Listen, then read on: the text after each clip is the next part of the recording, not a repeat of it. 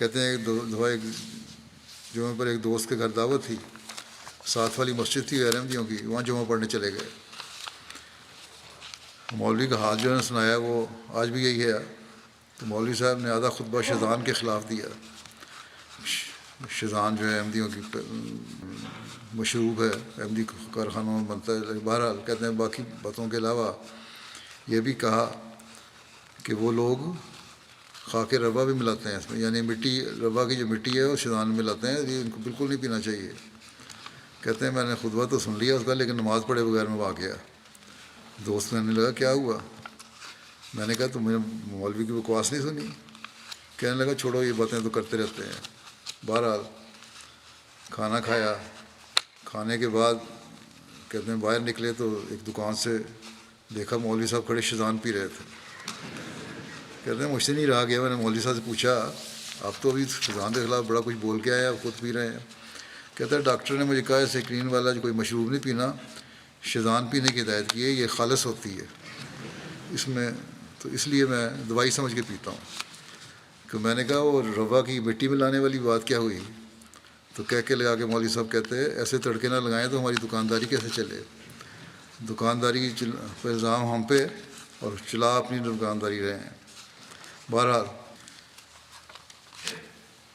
ایک ذکر ہے، گزشتہ دنوں ہمارے جماعت کے مشہور شاعر عبدالکریم قدسی صاحب کی وفات ہوئی ہے۔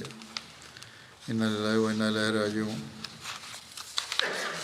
مرحوم کے خاندان میں احمدیت ان کے والد میاں اللہ دتہ صاحب کے ذریعے آئی تھی، جنہوں نے 1934 میں حضرت مسلم موعود رضی اللہ عنہ کے ہاتھ پر بیعت کی تھی۔ پھر احمدی ہونے کے بعد ساری زندگی وقف کی طرح گزاری، ہمیشہ تبلیغ کرتے رہے، بہت سے خاندان احمدی کیے اور ساری عمر وقف کی روح کے ساتھ جماعت کی خدمت کی۔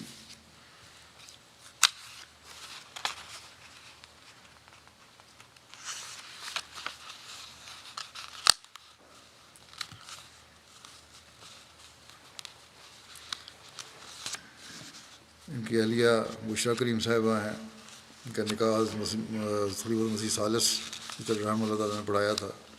4 بچے ہیں اور ان کی ایک بیٹے عبدالکبیر قمر صاحب مربی سلسلہ ہے، استاد جامعہ احمدیہ ربا ہیں آج کل۔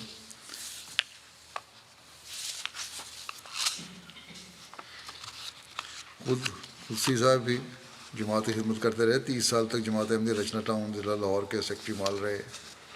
اس کے علاوہ مختلف شعبوں میں کام کیا۔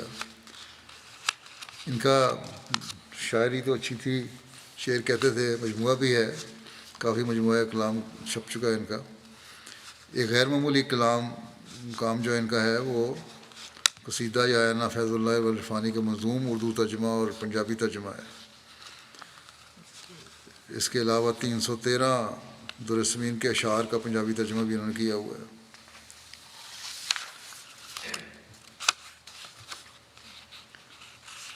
جماعت سے ایک زمانے میں ان کو کہتے ہیں جنون چڑھا کہ ذرا آزاد ہونا چاہیے، تو خود ہی لکھتے ہیں 1968 میں اپنے گاؤں کرتو پنڈوری سے لاہور ملازمت کے لیے آیا، اور یہاں آیا تو پھر سیکولر سوچوں کا پھلنے پھولنے کا موقع ملنے لگا۔ نمازیں پڑھتے تھے، کبھی جاتے مسجد میں کبھی نہیں، کیونکہ مسجد دور تھی۔ جمعہ کبھی پڑھ لیا، کبھی کہیں، کبھی نہ پڑھا۔ یہ انہوں نے بہت ساری ان کے ویسے واقعات ہیں۔ خلافت سے بے انتہا ان کا تعلق تھا۔ پھر اپنی اولاد اور اپنی نسل میں بھی اس تعلق کو منتقل کرنے کی انہوں نے کوشش کی، اور جیسا کہ میں نے کہا جماعت کے مشہور شاعر تھے اور اسی بات کو بڑا اعزاز سمجھتے تھے۔ جماعتی مشاعروں میں پڑھتے بھی تھے اور جماعت کے بارے میں ان کو بے شمار نظمیں لکھنے کا بھی موقع ملا۔ اللہ تعالیٰ ان سے مغفرت و رحم کا سلوک فرمائے۔ اگلا ذکر ہے میاں رفیق احمد گوندل صاحب۔ یہ بھی گزشتہ دنوں 81 سال کی عمر میں وفات پا گئے۔ انا للہ و انا الیہ راجعون۔ اللہ تعالیٰ کے فضل سے موسی تھے۔ ان کے خاندان میں احمدیت کا نفوذ ان کے دادا حضرت میاں خدا بخش صاحب گوندل آف کوٹ محمود کے ذریعے ہوا۔ اکیلے احمدی تھے اپنے خاندان میں وہ۔ حضرت مسیح علیہ السلام کے زمانے میں جب طاعون پھیلی ہے تو ان کو بھی تعاون کی گلٹیاں نکل آئیں. اب نشانات کا ذکر ہو رہا ہے تو یہاں بھی یہ بھی ان کا واقعہ بھی ایک نشان ہے. وہ اس کا علاج کروانے بھیرا جایا کرتے تھے. بھیرے میں انہوں نے حضرت مسیح علیہ السلام کی یہ عبارت پڑھی کہ جو میری چار دیواری میں داخل ہوگا وہ بچایا جائے گا. وہ واپس گھر آئے اور بتایا کہ میں قادیان جا رہا ہوں.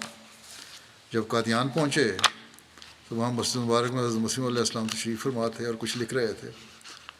انہوں نے ارادہ ہی کچھ بات کریں لیکن حضرت اقدس علیہ السلام کی مصروفیت کی وجہ سے بول نہیں سکے. بہرحال جب حضرت مسیح علیہ السلام فارغ ہوئے تو انہوں نے آپ کو مسیح علیہ السلام کو اپنا تعارف کروایا اور بتایا کہ میں آپ کی تعاون سے محفوظ رہنے والی بات کہ جو اس گھر کی چار دیواری میں داخل ہوگا وہ تعاون سے محفوظ رہے گا سن کر آپ سے ملنے آیا ہوں. بہرحال وہ بات ہوئی, انہوں نے بیعت کر لی اور بیعت کے بعد ان کی گلٹیاں بھی ٹھیک ہو گئیں. اس بات کو بھی آپ حضرت مسیح علیہ السلام کی صداقت کا ایک نشان سمجھتے تھے اور بیان کیا کرتے تھے. خود میاں رفیق گوندل صاحب اور ان کے بیٹے کو ایک دفعہ طلباء نے لاہور میں پکڑ لیا, خوب مارا. جب لڑکے ان کی بیٹی کی پٹائی کر رہے تھے گھر سے یہ باہر نکلے, ان کو بچانے کی کوشش کی تھی, خود بھی زخمی ہوئے, ان کا بازو بھی ٹوٹا. تو بہرحال جماعت کی خاطر انہوں نے مار بھی کھائی.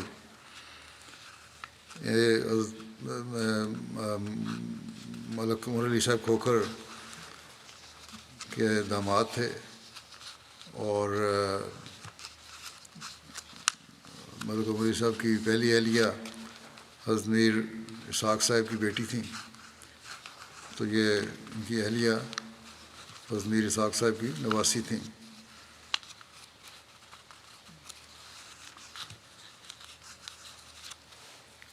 ان کی اولاد میں ایک بیٹا اور دو بیٹیاں ہیں اور امریکہ میں ہے ایک بیٹا بیٹی. ایک بیٹی ان کی رفعت سلطانہ ڈاکٹر مشہور احمد مرحبا فضل استاد میں کام کر رہے ہیں, ان کی اہلیہ ہے. آپ کی اہلیہ نے لکھا کہ نمازوں اور تہجد کی پابند تھے, غریبوں کا بہت خیال رکھتے تھے. اللہ تعالیٰ مغفرت اور رحم کا سلوک فرمائے ان سے اور ان کے بچوں کو بھی ان کی نیکیاں جاری رکھنے کی توفیق دے.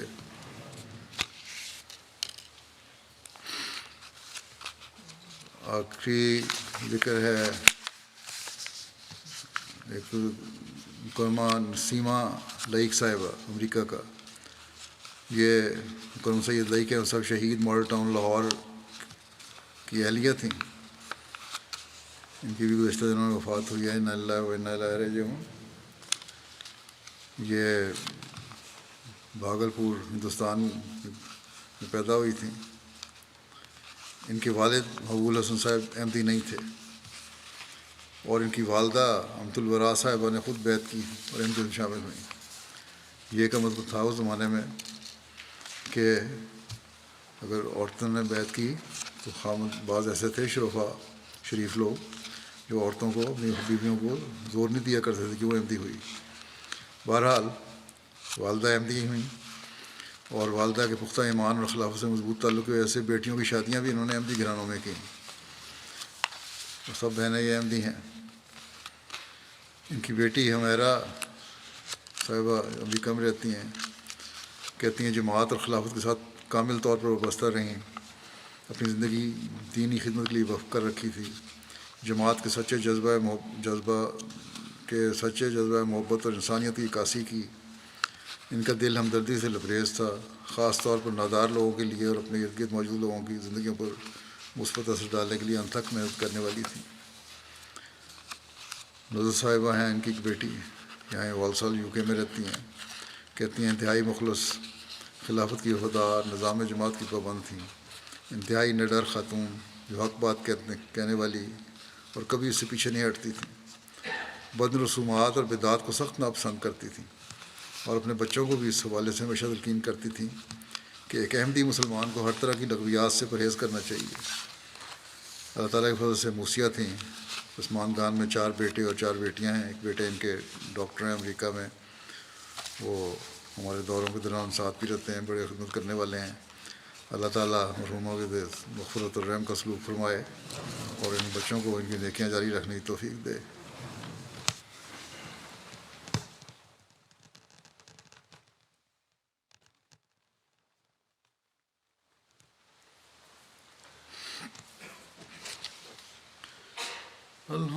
لله الحمد لله نحمده ونستعينه ونستغفره ونؤمن به ونتوكل عليه ونعوذ بالله من شرور أنفسنا ومن سيئات أعمالنا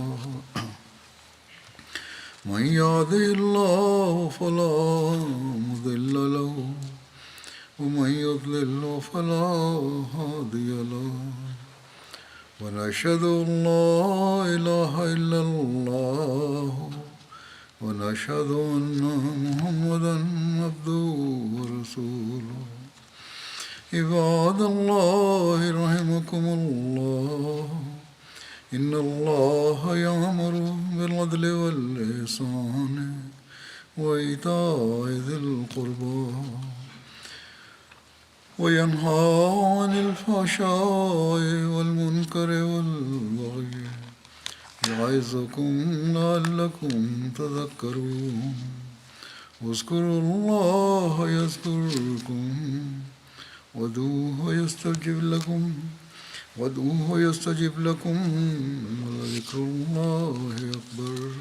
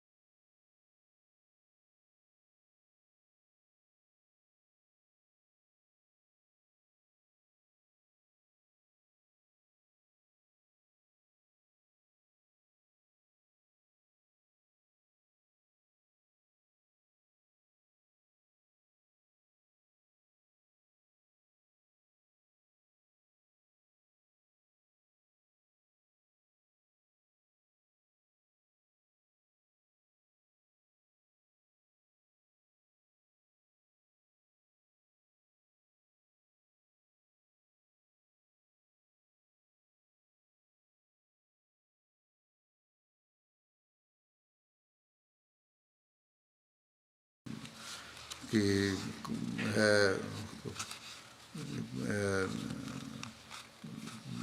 कि